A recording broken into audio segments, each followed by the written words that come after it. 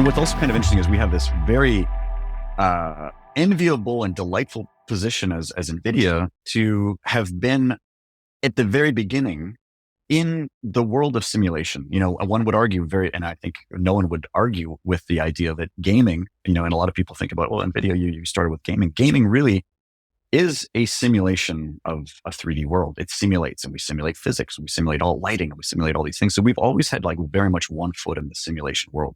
So now we can take a lot of the technologies that was built for, gaming and rendering and physics simulation into simulating, of course, autonomous vehicles. How are you possibly going to drive, X amount of millions of miles in a vehicle without ever making the vehicle and ever adding AI to it? You do this through simulation. And we're seeing that across everything. And particularly now with IoT, we can now simulate environments. We're simulating with 5G. We're simulating where do the 5G towers need to be in a city. And we're simulating that all in digital twins and then rolling it out. In our space too, we simulate cameras. Where should the camera placement be in city streets to simulate, the interaction of traffic and cyclists and increase safety. A lot of the work that we do now bridges the digital twin to the physical, operation. So you design in the simulation space, and you design to operate, and when you operate it, a lot of the AI that we do, the perception with sensors and cameras, we now can bridge what you tried to design, the experience or the scenario you tried to design.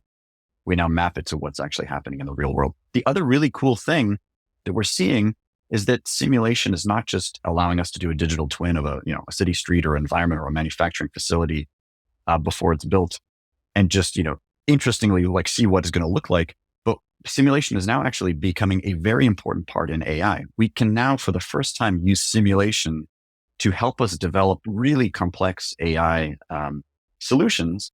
For the example of a matrix of sensors in an environment, we can now simulate what's happening, generate artificial ground truth, and then simulate what are all the sensors seeing, and use all that information to actually train our neural networks to do something like, tracking boxes in a supply chain across thousands of square feet across, hundreds of sensors. We can do that only in the digital twin space.